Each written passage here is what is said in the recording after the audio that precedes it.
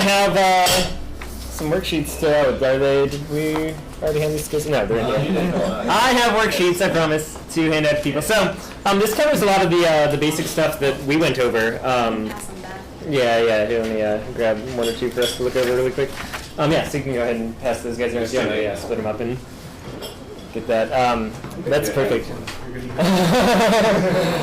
So this is a lot of the stuff that we went over in our talk.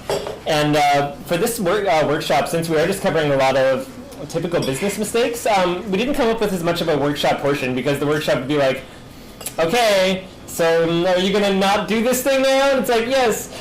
So what we thought instead was maybe just have people share business common mistakes that they've seen in their own startups or in their own ventures that they've been doing, if that sounds useful, or even parts that really differ from our advice, or where they found that certain things work for them or don't work for them that we recommended, would be great too.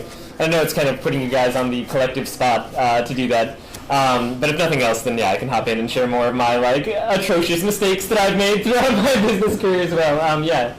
The most common mistake that I've seen amongst my peers. I wonder if we can just sort of adjust this around too. Should we get a more view of this thing? This way. Yeah, here you want to just clamp that. You want to nasty clamp that thing over here? It's amazing how simple that is. Wow. I can get one of you. What the hell is this? I was able to move my camera view so easily. Thanks, nasty clamp. No joke, it's actually incredibly easy to use. Just toss that out there. Are you recording? Everyone. Yeah, we are. Let's go to my website. Good. Over to you. Look at that, camera reposition. Yep, camera reposition. Thank you, Nasty Clamp. Okay, what were we going to say? You guys want to speed it? Was that Nasty Clamp part of the actual, catered, whatever, holder part? Nasty Clamp donated this to us. It's nastyclamps.com, correct? Nastyclamps.com. I love there was not a single word ever for this clamp. Is that nastyclamps.com? We decided to turn this just into a Nasty Clamps. Word of warning, not nasty clams. No. Do not Google nasty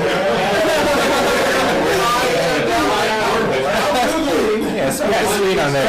Okay, gather in, people. Gather it in. Bring it down. Congratulations. Okay. What were you going to say? It's the most common mistake that I and found. introduce yourself and what you do a little bit. I'm Christy. Okay, great. I'm a personal assistant to a lot of people, and I make and sell accessories.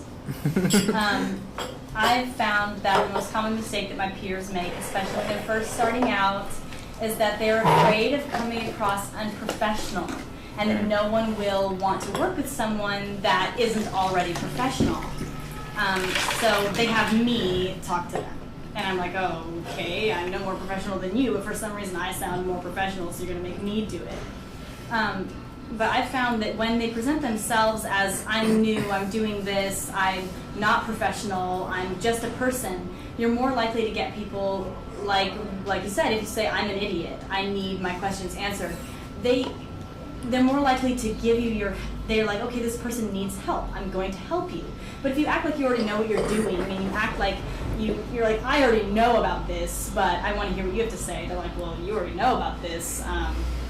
They hesitate to help. They're like, oh, well, then they feel challenged and they have these problems. But the most common mistake is they hesitate. They hesitate. They're like, I'm not prepared. I'm going to look like an idiot. I'm going to look like I'm making mistakes. But when you look like you're making mistakes, it draws the attention of the people that want to help.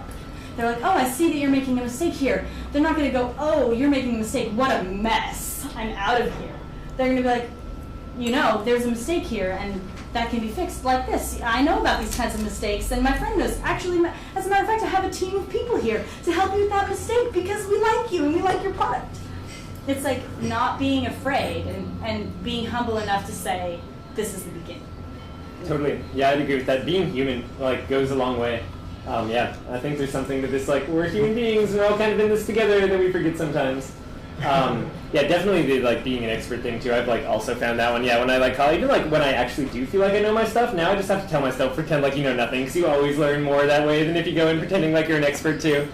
Oh, my God, every single call that I've made where I'm just like, oh yeah, I kind of know about this thing. It's gone terribly in every college. I'm like, I know nothing. It's going like really well. Yeah.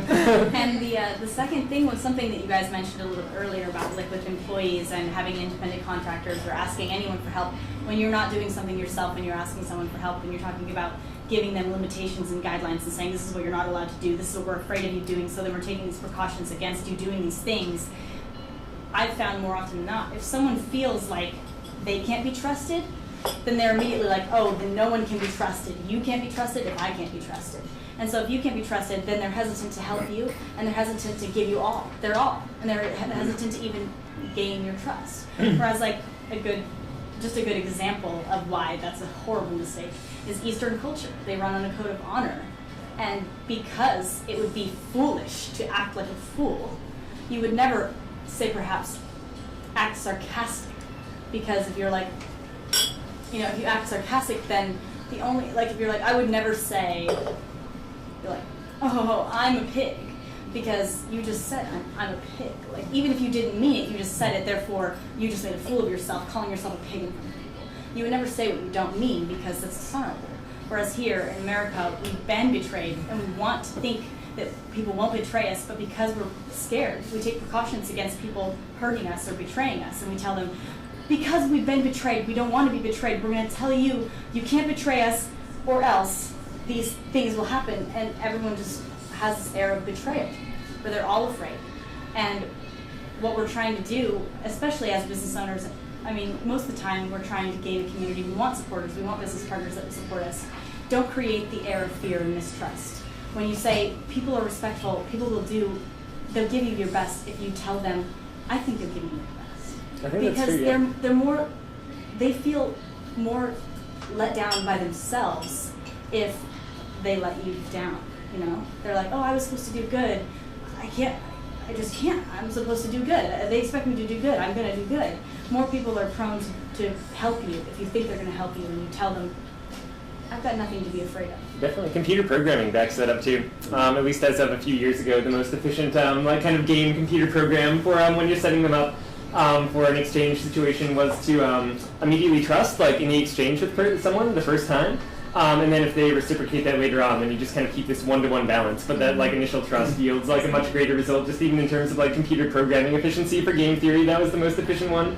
And it's also a good one too. It's give that initial trust, and then if you get nothing back, the next time that trust comes, don't give it to them until you get something reciprocal in return that shows it's an even exchange. You can kind of extend out that balance period of when you expect that even exchange. The more that you gain trust with someone is sort of the lesson to learn from that. But yeah, totally agree. Ben, thank you so much for sharing those too. That's great. I was going to say I have something. Yeah, absolutely. On that sort of topic. Can you see Josh Fitz in that? I'm Josh Fitz. Hi, everybody. I was going to say, same idea, when you're starting something as a business, you're not going to be professional, you're not going to be the best at what you do to begin with because you're new at it, But to not show your ignorance, in a sense, but being prepared however you can, and also being able to approach things with a sense of style, a sense of charisma, and then style being the idea that you do something over and over and over again wrong until you get it right, So style is doing something over and over and over again. It's close to insanity, but eventually you get it right, But the idea is simply that I've worked with many different people and doing big events, big productions, and if you work with some people, everybody's coming from a different perspective, and some people are say not 100% at one thing, but they're good at some other part of the project that needs to get facilitated. So I love the idea of working with people that accept you, when you first go in, and then see that you're going to get to that professional level because you have the grade, you have the enthusiasm, you have the intention of being that professional person because you're attentive and conscious. But if you go into something where you're just the people you're working with don't accept you, well then don't work with them because they're not professionals themselves. They haven't been through the struggles, and so you can see it's kind of the difference between somebody that's influential and affluential. So it's somebody's influential actually put themselves through all the work to get to that point. Do you have an example of when that happened with you, or more recently? I had a really successful event in Eugene because I worked with this guy, and he does. His name's John Klein. He does Portland Productions, and he does a lot of large events. And so I showed up there, and I didn't have any intention of specifically doing projection or any part of the event. I just came and dropped off some lighting equipment, and then I just started helping them build up the entire trussing for this event, all the structure and everything. And kind of, whenever there's something that needed to be done, I was like, well, I'm here, I'm just going to help. And then eventually he set up the projection stuff, and he's like, hey, you want to do some projection, for the first few acts, go for it. And I was like, well, great, yeah, I do want to do that. And so just being available and learning behind what he was doing and putting myself out there, just being it's sort of like an intern kind of perspective, just say, hey, I know how to do this and this, but I don't know how to do all of this, but at least not pretending like I did, but also being very aware of how I could be available, and conscious of what I was doing. So that's awesome. Yeah, making yourself helpful is a great way to get reciprocation. Yeah. I think too, I mean, if you're trying to get through to someone or be remembered or actually get to talking to the right person, what is the other person on the phone going to remember more? The person who called them and acted all business-like and professional for the 100th time that day, or the person who was just a real person and Right. talking to them and maybe being a little funny and just being a human being. Yeah. You actually are a lot more likely to kind of be remembered or get to the person you want to, or at least get the other person out of their own routine of saying the same thing they're not really thinking about over and over again. So it's it's a really effective way to do things too. Add value. Yeah, Yeah. absolutely. That Always totally, add value. that totally reminds me of one thought, and then I'll just pass it on. I want to hear more things from other people. But on that note, something that I've been thinking about this whole time was that again, that a fear of looking not looking professional enough, or being afraid to ask for help, thinking that people are only going to want anything from you if you look like you have your Shit together. stuff together. Yeah, is I've found more often than not that if someone acts like they have it together and they make a mistake, then it's it's a facade, it's a mask, and you see through it and you immediately distrust the person. You don't want to continue on with that, which is what I feel a lot with ads. It's you're trying, there's this, almost trying too hard. Whereas when you admit that you're new and you admit that you're wrong, you leave room for people to see that you have potential. You're I'm not perfect and I'm not professional, but I'm still doing it and I'm still going for it. Right. Then the people that really support you and the people that you want to gravitate towards you will, because they'll see, oh, you made a mistake here, but I'm not going to hold it against you because you weren't acting like you're this infallible creature that doesn't make mistakes. You're acting like this new creature that's coming and making mistakes because you're still learning. And here we will help you. We will help you become a professional. That's what you attract. If you act like you're professional and you're not, you'll never get better. It's so true. Yeah. Because Yeah. you'll, and I feel so many large business owners, working under franchises, even in food service industry, the owner will know nothing about the franchise and will come in and micromanage and be I'm professional and I know how you need to be doing things. And it's excuse me, sir, but I don't think you know what it's like during rush hour. And that's a good thing too. That's actually really another common mistake. It's less of early business mistake, and it was almost something that I put on there and decided not to. But getting yourself away from your customers is really, I said, plan on replacing yourself and go for that kind of automation, which is great. But getting yourself further away from your customers is really dangerous too. Even in our business, all of the owners still work at least 13 hours a week in the shop, and that's going to be the case probably at least 5 to 10 hours a week forever. And then we're doing the same thing now with even people who are doing our websites and stuff. We're okay, you do our website, but you should probably work a couple hours a week in the shop too. And just kind of trying to anchor it back in that in-shop operations or whatever it is that your customer interaction is, I think is really important. Good policy. It's interesting. Yeah, it's if you make it known that you're still growing and you admit that you're still growing, then you will grow. If you're I don't need to grow, I'm the growth is still Right, growing. then you definitely will not Then find you totally. Yeah, you'll get advice if you're open to growing, and you'll just progress and get better and better if you take the advice. But if you act like what you're doing is the best, the people that are trying to help you will doubt themselves and go away. Totally. And you will fall. Yeah. So do you give your web SEO guy or IC a free hour in the flow tank to return for that? We can't quite do exchange like that, but yeah, there's something similar that goes on, with the legal laws involving pay and things like that. But no, we actually we require all of our employees also to float at least once a week in the float tank, which they do more than that. And same with anyone. It's just you have to get that sense of quality control too, and be really close to the product and really close to the customers at all times. I know, like, It really helps. Like I with really our appreciate programmer too. Like he can ask us 100 questions about how like something might work in the shop, but he's just gonna know like the answers like even better than us if he actually spends a couple hours in there Right. and sees how like people interact with computers and with the customers and what the workflow is like. and make him interact with customers with their computer program. He's like, oh god, this is awful. Yeah.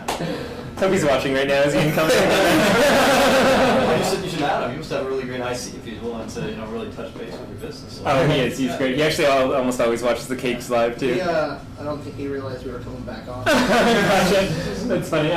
What about you? You must actually have some like amazing things just from like so many businesses starting up. I don't know if you had anything that you wanted to share about like common mistakes you see.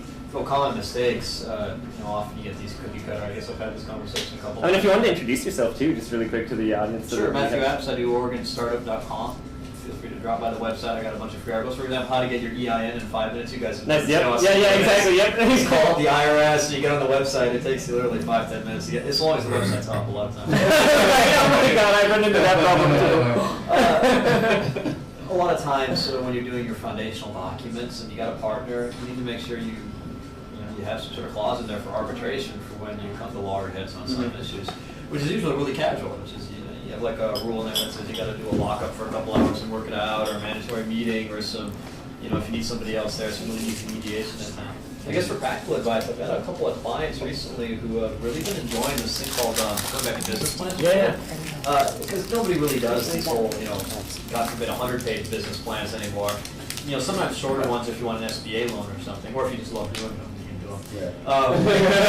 Some people love their business plans. A lot of other people will use this. Some of these new online services for coming up with kind of a core business idea. I think one of them is leanlaunchlab.com, and they have a free tier if you just want to do one business idea. You sit down for about 20-30 minutes and really flesh out your idea. So I guess there's a practice. I've got a couple of people using the free tier. That's great. We'll toss up a link to that one too. That's a good one. What was the name of that again? Leanlaunchlab.com. Lean Launch Lab. You got that, Derek? Lean launch? Great. Leanlaunchlab.com. Lean launch stuff? NastyClams.com. I guess the other is licensing. You can go on filinginOregon.com. That's the Secretary of State website. Our Secretary of State, Kate Brown, has been doing great things for small business owners. One of the things I think that's happened during her administration is you go on there, you do this thing called like a small business wizard, and you can kind of put in your business classification. You guys, it sounds like you've done this, and it'll spit out a lot of the local licensing that you need to meet, like the county level licensing, or here in Portland, we have a lot of city licensing you need to meet. So it'll kind of spit out at you all the different agencies, at least you can figure that out. Yeah, that's awesome. What's the biggest thing that you get people coming in with that's like just messed up that you have to go back in and fix after the fact, or like that you've seen people where you're just like, oh man, if you had just done this at the beginning, it would have saved you like all of this headache now. It's almost always the people with the foundational legal documents. Gotcha. So just some kind of like issue that It's a lot of arises people between who do founders. things on these online places, like LegalZoom's one of them, and sometimes doesn't cover all the bases. And a lot of times these places, they're document preparation services and attorneys, so they're not typically allowed to give legal advice. So the result is you end up with a lot of cut and paste, which for a lot of people, like I've got a lot of artists, so let's give you a concrete example. I've got a lot of artists, and when they do these cut and paste LLCs, because they want to say, do some copywriting work, if they're, writers on the side, they want to do some copywriting work, or they're doing book cover illustrations, and they just want the LLC's protections. They don't have any sort of clause in there to protect their intellectual property rights, right? Or to decide whether the intellectual property rights should be with the company or be with them.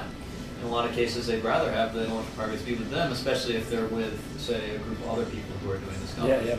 And so a lot of times they lose the right to their work just by not having proper foundational documents. Or another example I've had recently was a couple of people with silent investors. So got a couple of young folks, and they wanted their parents to help them out with some of the money for starting their business, and it didn't get written in properly, and then the parents didn't always agree with their business decisions, and of course then you have this big dispute, and we want to get our money out. Well, there's no buyout clause, and it just turns into a really, really big mess. You talked about piercing the veil a little bit, which is great. You want to have your proper business documents. If you have, I had a person recently who had some problems with debt, and so their idea was, it's going to be tougher for a creditor to pull out the LLC, depositing a bunch of money into their LLC because they figured that maybe they could, keep it safely there. Well, that's not the case. And they ended up being sued, and their veil was pierced because they were trying to hide assets in their company, unfortunately. So you want to treat your company with respect and make sure you have your accounting books straight. So it's all real simple. Yeah, absolutely. I could go on all day. I'm curious again, what do you do? Yeah, I do startup small business stuff. Give me a card, help me out. Startup small business law. Hey, you got a nasty clams card. Oh, a nastyclams.com. Yeah, I replaced my own business card. That's successful. I need one of those. Thank you. So what about nasty clamps business mistakes? What Yeah, that sounds going interesting. up early on? Advertising. Oh no. Stupid. I'm Matt from Nasty Clams. 10 years ago. International businessman. Exactly. Wow. 10 years ago, prior to the proliferation of the internet, yes, advertising made sense. Advertising does not make sense anymore unless you are a big-ass company. What does make sense, if you have a physical product, is send it to people who are influential. Writers, bloggers. I have a photography product, I send it to other photographers who have a huge following in social media. I don't say, here's my product and write about it or review it. I just say, hey, I think this product might help you out. Here's one just for you to try out. 50% of the time they'll write about it on their blog or they'll put it up on a Twitter account or whatever. Friends are like, I And, need one. my out-of-pocket cost is basically my manufacturing versus blowing $200 on AdSense or, hey, I'll put a 120 pixel by 120 pixel ad on this site for $300 a month. No, that doesn't get you anything.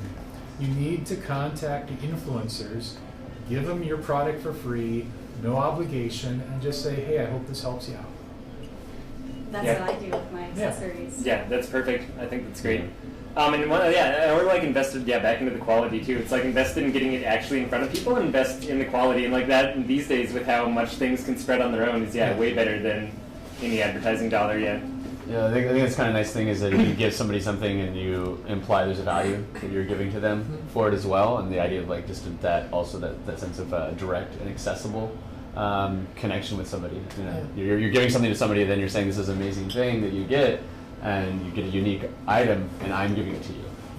As the lead of this. That also gives you a really positive air too. If you're willing to make a sacrifice for the for that, like a great successful thing, not a mistake that I see that's the opposite of advertising is, it is advertising, but it's a completely different breed. Like a lot of artists will give away the things they make because it's like, this is one of my best things because I know you'll wear it every day, or because I know that you know a lot of people.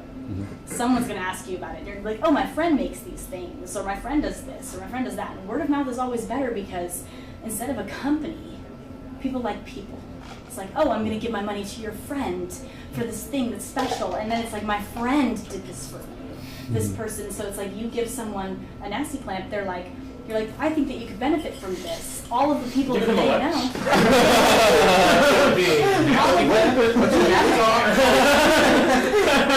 All of the people that they know that do the things that they do will see it working for them and say, where'd you get that? And not only is it, oh, I bought it. It was actually given to me by the guy that makes them. It's like, wow, what a great guy.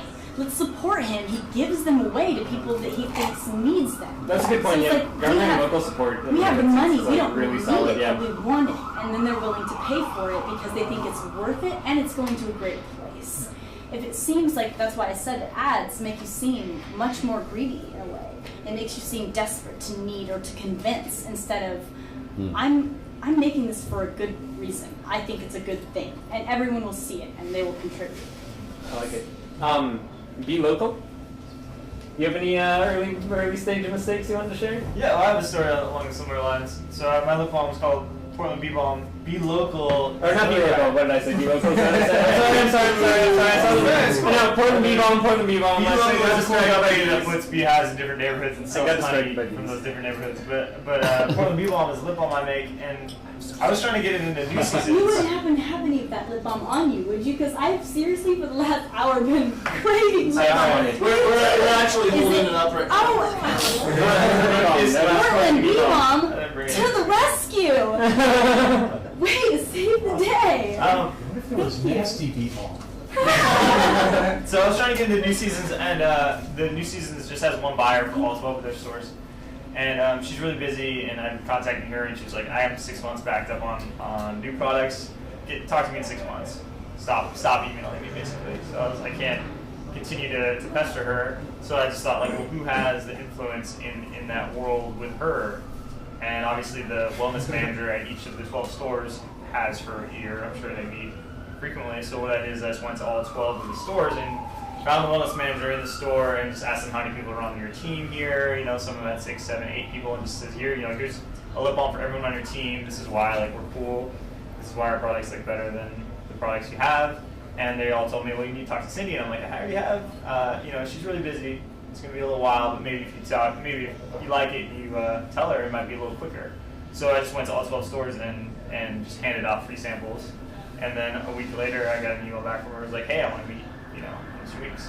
Really? So it was the same thing that Matthew was talking about. Is just who has the influence to just get your product in their hands, especially if your product isn't something that costs a ton of money to make. Like for me, a tube lip balm might cost me, you know, 30 cents in materials. Obviously, it's my time to put it together and label it, but that's, you know, that's excellent value in advertising, and it's a good way to do it. Definitely, yeah, that's great.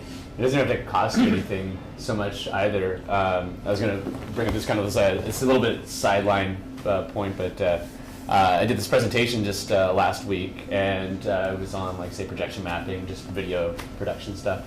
And you know, just video production. Yeah, but it was what was interesting is that for all the other presentations we've ever done for the organization I work with, we've never used PowerPoint. I used PowerPoint this time, and I don't want to use PowerPoint because it's not very good. So I'll say, and so what I ended up doing was she liked the presentation so much, but I couldn't give her this PowerPoint document because it's just a terrible way of presenting, and it's a terrible way of, like, distributing something. And usually I'll just use PDFs because they work so much better.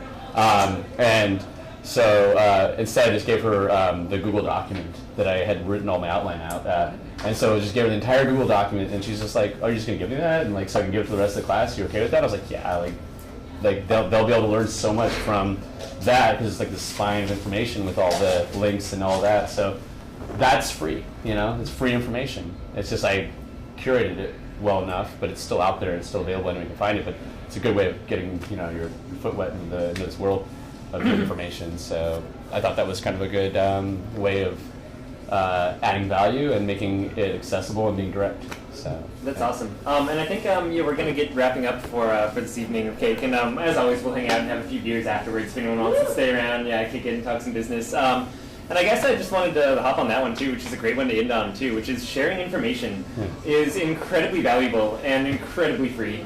And along those lines of not worrying about people stealing your ideas or just kind of ripping you off in general, you know, people are really busy and people always do actually appreciate things, and people in business aren't the assholes that, like, you see made out in a lot of movies where it's like, people in business are assholes, like you see in movies. They actually, like, really care, and they're out to do good, and they really appreciate it when you're, like, an awesome human being as well, and when you share information, they see that.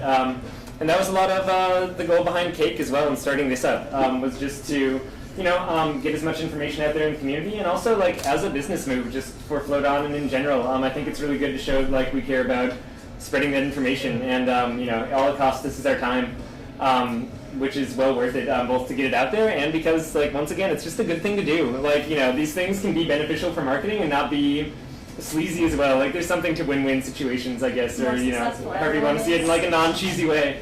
Yeah, and I guess I just wanted to wrap up with that, and thank you guys again for coming out and for sharing everything and just supporting Cake. It's great. It's our 20th week too, our 20th Cake. Yeah.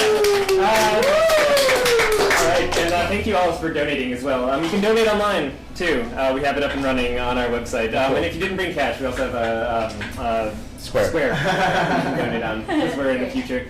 All right, thanks guys, and yeah, we'll be right back. Thank you. Sounds like I've heard a couple other people using this crap.